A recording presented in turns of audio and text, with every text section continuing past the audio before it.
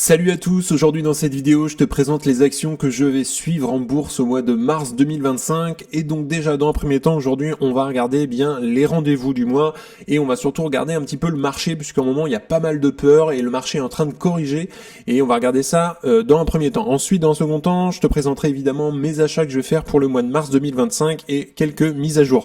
D'ailleurs tu peux en profiter pour mettre un petit like à la vidéo et t'abonner, ça permet de soutenir la chaîne et je te remercie grandement.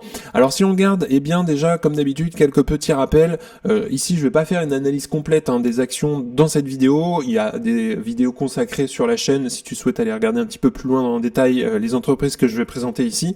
J'explique vraiment simplement mes achats pour le mois de mars 2025 et je le rappelle, je défends ici l'investissement long terme sur la chaîne. Je fais pas du tout de trading et c'est pas du tout la même chose.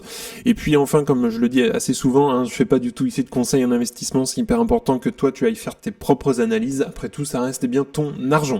Alors si on regarde déjà dans un premier temps l'état du marché en ce moment et du S&P 500, un indice très connu qui représente les 500 plus grandes entreprises du marché américain, on voit très clairement que sur un an la tendance est à la hausse avec des corrections mineures, mais on a tendance à faire quelques surplaces, on a dépassé un peu le 6100 points, mais on a tendance à faire un petit peu de surplace et là on revient à un niveau qu'on avait à peu près d'ailleurs début 2025. Peut-être que la tendance va être revenir sur les 5800 points et peut-être un peu plus bas, ça on peut pas le savoir, ou alors est-ce que c'est une petite correction pour repartir à la hausse? On verra ça évidemment dans quelques semaines, mais la tendance pour l'instant elle est à la correction puisqu'on a eu un plus haut début février 2025, on était autour des 6100 points et là on a touché presque les 5800 points il y a quelques jours. Donc la tendance est à la correction et il y a pas mal de peur sur les marchés. Et ça, on le voit notamment sur cet indice, le Fear and Greed Index de CNN.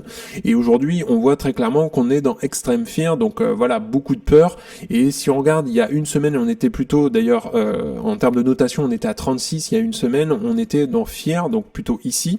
Et il y a un mois, on était dans Neutre à 47. Donc ça va quand même très très vite. Et aujourd'hui, on est à peu près à 18-20. Donc, et on le voit sur les marchés, d'ailleurs. On a un marché qui réagit assez fortement.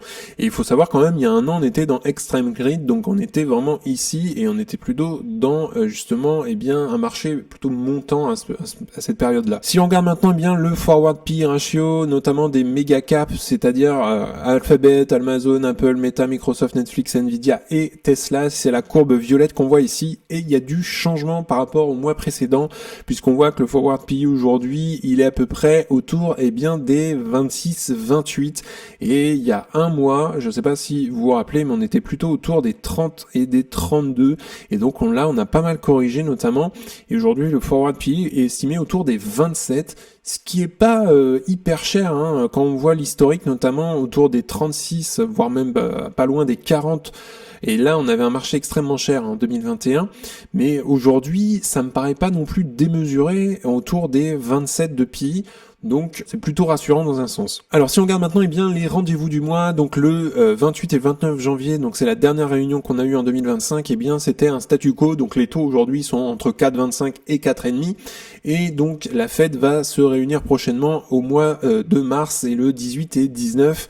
Donc on n'a rien eu d'ailleurs au mois de février, on n'a pas eu de réunion. Et donc au mois de mars, on aura une prochaine réunion et semblerait-il qu'on reste plutôt sur un statu quo encore, sur un 4,25, 4,5, puisque en fait la Fed est assez attentive à l'économie américaine, à l'inflation notamment, à l'emploi et surtout à la politique de Trump. Donc ils vont regarder surtout les effets des décisions de Donald Trump sur l'économie américaine et aussi comment évolue l'inflation et l'emploi. Ils sont assez attentifs là-dessus. Donc évidemment, on regardera sur la chaîne ce qui a été annoncé. Donc ensuite, on va regarder les indicateurs comme d'habitude en termes de taux d'intérêt et d'inflation. Et si on regarde pour les États-Unis en termes de taux d'intérêt, donc aujourd'hui, comme je le dis, on est à 4,5 et semblerait-il, si on regarde le forecast, qu'on ait une première baisse à peu près au début de l'été 2025 et on aurait une baisse de 25 points pour tomber à 4,25. Donc cette année, on serait à 2 baisses, c'est ce qui avait été donné par la Fed, donc certainement une en juin et peut-être une d'ailleurs à peu près sur le dernier trimestre de l'année 2025, où on arriverait à la fin de l'année 2025 d'ailleurs à peu près aux 4% de taux d'intérêt. Donc voilà, en termes d'estimation pour les États-Unis. Et si on regarde la France aujourd'hui, donc c'est plutôt la BCE, puisque c'est une décision européenne, on est à 2,9 et on aurait une autre baisse à peu près autour des 2,65 à peu près au mois de mars, fin du premier trimestre 2025. Et donc voilà, après on arriverait sur la fin de l'année à peu près à 2,15 en termes de taux d'intérêt. Donc là, ça va beaucoup plus vite sur la partie européenne par rapport aux États-Unis. Si on regarde maintenant l'inflation aux États-Unis, et on voit que l'inflation repart, et on était à 3% sur un an en janvier 2025. Et là, c'est un peu moins bon quand on voit ça. Effectivement, ça peut faire un petit peu peur puisqu'on était à 2,4 au mois de septembre 2024. Donc là, pour le coup, c'est vrai que ça peut donner un petit peu de fil à retordre pour la Fed notamment, qui est assez patiente. Mais si on regarde le forecast, on aurait une inflation qui revient plutôt sur quelque chose de correct pour la Fed, qui est autour des 2% d'ici la fin de l'année 2025. Donc il va falloir scruter vraiment cette inflation aux États-Unis. Et si on regarde en France notamment, eh bien on est au mois de février à 0,8% sur un an. Et là, on a énormément reculé sur la partie européenne, notamment en France. Même si on regarde le forecast, on semblerait-il que l'inflation reparte un petit peu dans les trimestres prochains. Mais pour l'instant, on voit que l'inflation s'est énormément calmée en France et ça, c'est plutôt rassurant. Alors maintenant, je vais te présenter la première action que je vais suivre ce mois-ci pour mars. Ça va être Google. J'en ai parlé il y a pas si longtemps. Je la suis de très près en ce moment et justement, elle arrive sur des niveaux qui commencent à m'intéresser. Alors Google, j'ai arrêté de l'acheter notamment il y a plusieurs mois parce qu'elle était trop chère et surtout bien repris en bourse. Et là, je trouve qu'elle redevient intéressante d'après mes analyses et c'est une position que je souhaiterais fortement augmenter. D'ailleurs, si tu souhaites regarder une analyse un peu plus approfondie, il y a pas mal de vidéos sur Google sur la chaîne. Et la dernière fois que j'en ai acheté du Google, c'était à peu près fin septembre où elle était revenue sur du 148 $ et je l'avais renforcée à ce point-là. Et après, elle avait redécollé et on a eu des plus hauts à plus de 200 $. Pendant toute cette traversée-là, je la trouvais très chère. Donc pour l'instant, j'avais fait une pause tout simplement.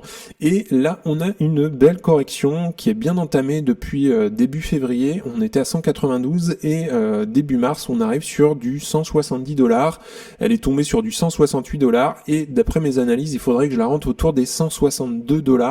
Donc si on regarde un petit peu Google aujourd'hui, c'est une entreprise qui a une croissance annuelle du chiffre d'affaires d'à peu près 16% par an. Sur les free cash flow, on est à 18% par an, c'est vraiment incroyable. On a un très bon ROCE bien installé autour des 20%. Et ils n'ont pas de problème de dette, ils font du rachat d'actions, donc ça c'est plutôt très très bien. Ça veut dire que le cours de l'action aussi prend de la valeur sur le temps. Et puis, ils ont une marge du free cash flow à 22%. Si on regarde la valorisation aujourd'hui de Google, on est sur un ratio pré-free cash flow à 28. La moyenne 5 ans était à 26 et la moyenne 10 ans est à 28. Donc on est dans quelque chose de pas non plus surévalué. Elle est plutôt à un juste prix, Google aujourd'hui, par rapport à sa moyenne. Cela dit, on aime faire des affaires et il faut pas l'acheter non plus à n'importe quel prix. Et donc aujourd'hui, d'après mes analyses, il faudrait que je la rentre autour des 162 $. Donc on n'en est pas si loin. Donc mars, j'espère pouvoir la rentrer en portefeuille, sinon il faudra être patient. Deuxième entreprise que je vais suivre au mois de mars, ça va être IMS, et ça j'en ai pas mal parlé notamment ces derniers temps sur la chaîne. C'est une action actuellement que je n'ai pas du tout en portefeuille, mais l'action est quand même très volatile. D'ailleurs j'ai fait plusieurs analyses sur la chaîne si tu souhaites en savoir plus sur l'entreprise. Et donc on le voit très clairement sur le graphique, en début d'année 2025 on était autour des 24 $ l'action. Ensuite il y a eu une forte montée, une hype sur l'entreprise et on est monté à plus de 68 $ l'action. Il y a eu les résultats notamment fin février et là on a eu une baisse, on est tombé autour des 40, donc ça va très très très vite sur IMS et d'après mes analyses, eh bien il faudrait l'acheter autour des 24 $ pour que ça soit intéressant pour moi. Donc là on n'y est pas, on est autour des 40. Alors peut-être qu'il va falloir que je remette un petit peu à jour mes chiffres avec les résultats qu'on a eu il y a quelques jours, mais elle pourrait aussi très vite dégringoler si évidemment il y a des mauvaises nouvelles autour de l'entreprise et vu que c'est très volatile, ça pourrait très vite arriver autour des 24 $. Après, on peut pas le savoir, on peut pas prédire, donc c'est une entreprise évidemment que je vais suivre assez fortement aujourd'hui. Si on regarde très rapidement sur l'entreprise, on a eu une croissance du chiffre d'affaires assez impressionnante ces dernières années. C'est une entreprise très jeune, on est au début de la courbe en S, et 2024, on est quand même à plus de 1,4 milliard de chiffre d'affaires, donc c'est vraiment impressionnant, 78% de croissance annuelle en moyenne ces dernières années. Sur le free cash flow, ils sont passés en positif à partir de 2023 et 2024. C'est vraiment assez impressionnant, la croissance du free cash flow est à plus de 345% entre 2023 et 2024. Le ROCE aujourd'hui, si on regarde pour 2024, il est installé à 43% et pour 2023 on était à 13%, donc c'est vraiment très très encourageant la progression. pas de problème de dette, ils font pas de rachat d'actions. Là, on a eu pas mal de dilution de l'actionnariat. Entre 2023 et 2024, on a fait un plus 13% en termes de dilution. Donc là, effectivement, c'est un point plutôt négatif là-dessus. Forcément, ça fait pas plaisir, mais à surveiller, puisque quand même, on est au début de la croissance de l'entreprise. Donc c'est pas très gênant pour moi. La marge du free cash flow aujourd'hui, donc si on regarde pour 2024, était à 14%, 2023 on était à 5%. On l'a vu juste avant, les free cash flow, ils ont pas mal augmenté d'ailleurs et ils gagnent surtout de l'argent depuis 2023. Donc c'est une entreprise qui est vraiment en forte croissance aujourd'hui. Donc voilà pour IMS, ce sera la deuxième entreprise que je vais suivre ce mois-ci, si elle revient d'ailleurs à peu près à ce prix-là. Troisième entreprise que vous connaissez, c'est Celsius. Donc vraiment là c'est une entreprise que j'achète surtout depuis un petit moment maintenant, depuis à peu près septembre-octobre 2024 et je l'achète doucement dans le temps pour construire ma position. Pareil, il y a des analyses vidéo sur la chaîne si tu souhaites en savoir plus sur l'entreprise. Et aujourd'hui on est dans une longue traversée du désert un petit peu sur Celsius puisque depuis septembre elle est autour des $30. Même si elle a une petite tendance à la baisse, on est arrivé pas loin des $20 pour l'entreprise. Elle s'est pas mal reprise après autour des $35 et là elle a recorrigé autour des $25 aujourd'hui. Moi j'ai un prix d'achat qui est sous les $31 aujourd'hui, donc on y est, donc je prends mon temps pour renforcer cette entreprise et si on regarde un petit peu aujourd'hui Celsius, c'est une entreprise aussi qui est au début de la courbe en S, un petit peu comme IMS. Et donc aujourd'hui on a une croissance annuelle de 90% du chiffre d'affaires, donc c'est vraiment impressionnant ici. Si on regarde en termes de free cash flow, c'est une entreprise qui a commencé à gagner de l'argent en 2022 et on a une croissance à peu près de 23% entre 2022 et 2023 du free cash flow. Si on regarde le ROCE aujourd'hui, donc en 2023 il est à 9,83%, ça s'est pas mis à jour pour 2024 encore. Si on regarde en termes de dette, ils ont aucun problème de dette là-dessus, ils font pas non plus de rachat d'actions, c'est un peu comme IMS, mais globalement si on regarde depuis 2020, ça n'a pas eu de tendance à fortement augmenter, la dilution s'est surtout faite entre 2015 et 2021, et si on regarde la marge du free cash flow, eh bien pour 2023, elle était à 9,39%. Donc voilà, on est plutôt sur une pente croissante, et bien ça c'est plutôt encourageant. Si on regarde la valorisation, aujourd'hui on a un ratio prix-free cash flow de 35, si on regarde par rapport à la moyenne historique, là on est vraiment peu cher, mais en même temps c'est une entreprise qui avait des ratios assez déments puisqu'elle gagnait pas d'argent avant, donc c'est tout à fait normal qu'on ait des chiffres comme ça. Donc aujourd'hui c'est une entreprise qui m'intéresse moi après sous les $31, donc aujourd'hui je continue évidemment de construire ma position, on reste rationnel bien évidemment sur les achats. Et c'est pareil, ça reste une entreprise qui a pas mal de volatilité. Donc voilà, c'est les 3 achats que je vais suivre notamment pour le mois de mars 2025 en bourse. D'ailleurs, toi tu peux me dire en commentaire si tu as des actions à me suggérer, notamment ce que tu achètes en ce moment pour ton portefeuille. Et d'ailleurs, n'hésite pas à me donner des suggestions d'entreprises, je pourrais les regarder et pourquoi pas en faire des vidéos, ça aidera tout le monde. Également, si tu souhaites que je t'accompagne, c'est le premier lien en description et dans ton espace membre, tu auras accès à ma watchlist avec mes objectifs de prix, au best stock, c'est-à-dire les meilleures actions à détenir dans ton portefeuille. Ensuite, tu auras accès à un discounted cash flow pour estimer le juste prix à payer pour une entreprise. Tu auras également accès à une communauté privée d'investisseurs. Et le gros plus, ce sont évidemment les appels vidéo avec moi-même pour t'accompagner dans ta stratégie, faire grossir ton patrimoine, analyser des actions, ton portefeuille, parler bourse de manière générale. Donc si tu souhaites nous rejoindre, c'est le premier lien dans la description. En tout cas, on en a fini pour aujourd'hui. N'hésite pas à liker la vidéo, à t'abonner, ça fera grandir la communauté et puis ça me soutient. Si tu souhaites regarder une autre vidéo, tu peux cliquer juste ici. En tout cas, je te souhaite une excellente journée et à bientôt pour une prochaine vidéo. Salut!